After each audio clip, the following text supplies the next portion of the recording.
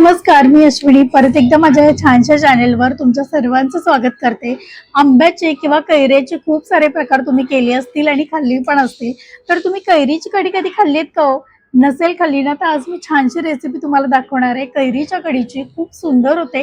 पटकन महत्वाचं म्हणजे खूप सुंदर ही कढी तयार होते. तुम्ही एकदा करून बघितली की तुम्हाला खूप वेळा ही करायची इच्छा होणार आहे. इतकी सुंदर ही कढी लागते.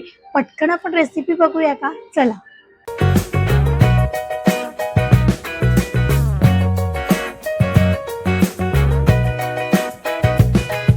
करायची कैरीची कढी. त्यासाठी हे सगळं साहित्य आपल्याला लागणार आहे. आता ही कैरी आहे एक, हे ओलं खोबरं लागणार आहे आपल्याला, कोथिंबीरचे हे देठ आहेत आणि एक हिरवी मिरची आहे, कढीपत्ता फोडणीसाठी आपण वापरायचा आहे, लसूण आहे, सुक्या मिरच्या आहेत, थोडंसं अगदी अर्धा इंच आलं आहे. तर फोडणीसाठी मोहरी आहे, तुम्ही बघू शकता, जिरे आहेत थोडेसे आणि ही मेथी आहे.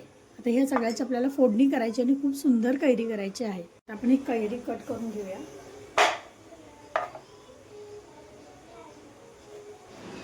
चला, आता ही कैरी व्यवस्थित कट करून घेऊया. तुम्ही हिची साल पण काढू शकता, नाही काढली तरी चालेल. कवळी कैरी आहे आणि थोडी मोठी मोठी कट केली तरी चालेल. एनिवे आपण ती मिक्सरला वाटून घेणार आहोत. हवं असेल तुम्हाला तर ती खिसून पण घेऊ शकता.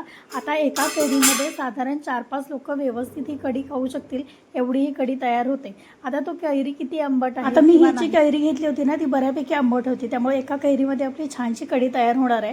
हे व्यवस्थित कट करून घ्या. ह्या सीझनमध्ये ज्या कैरीचे आपण वेगवेगळे पदार्थ करतो, चटण्या करतो, लोणचं करतो, तर त्या प्रकाराचाच हा एक मस्त प्रकार आहे आणि खूप सुंदर लागते. कधीतरी काहीतरी वेगळं खायचं असेल ना, तर हा कढीचा प्रकार नक्की करून बघा.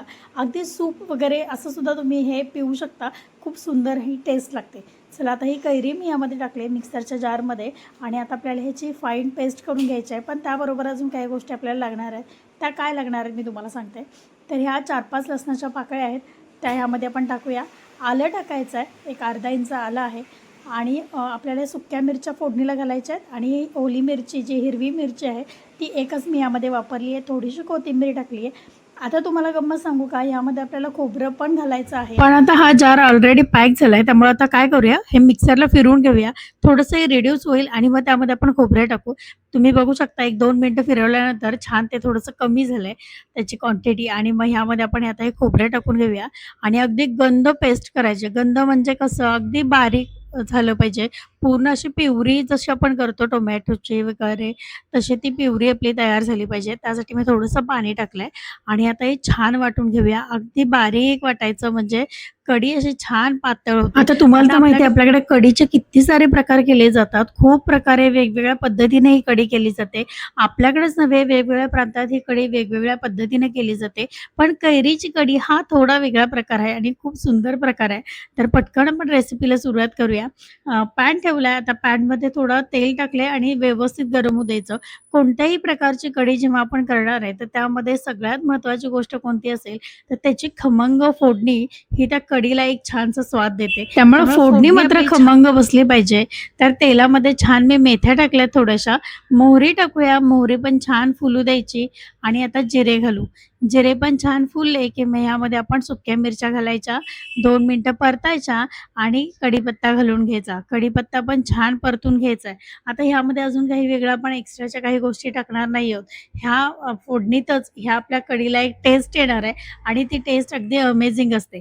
चला, हे 2 मिनिटं सगळं परतल्यानंतर मी चिमटभर हिंग टाकलाय आणि आता ही फोडणी आपल्याला व्यवस्थित तळून घेऊया किंवा छान अजून त्याला रंग येऊ देऊया आणि मग ह्यामध्ये आपण जी पेस्ट केली होती, खोबरं टाकून आणि कैरी टाकून, ती पेस्ट आता आपण ह्यामध्ये घालायची.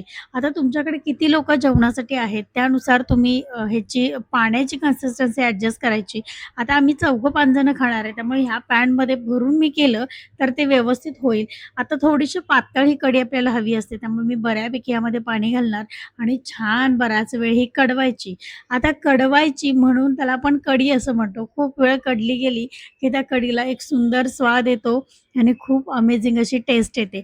आता ह्यामध्ये बऱ्यापैकी आंबटपणा आहे.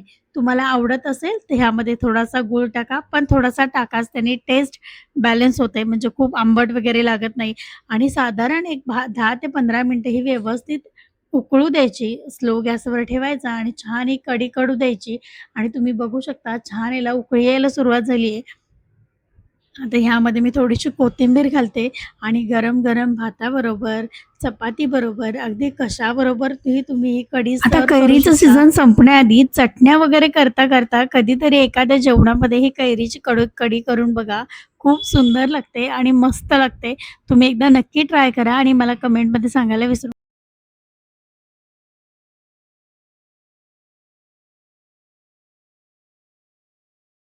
ऐका ना, कशी वाटली रेसिपी? आवडली का? आवडली नसेल जरी ना, तरी मला कमेंटमध्ये सांगा. आवडली असेल तर लाईक करा, शेअर पण करा आणि सबस्क्राईब करायला अजिबात विसरू नका. कारण ह्या चॅनेलवर असं छान-छान रेसिपी आणि पटपट होणाऱ्या रेसिपी मी तुम्हाला दाखवणार आहे. तर ही रेसिपी कशी वाटली मला सांगायला अजिबात विसरू नका आणि परत असे छान-छान रेसिपी बरोबर आपण ह्याच चॅनेलवर भेटूया. तोपर्यंत मस्त खा आणि स्वस्त राहा.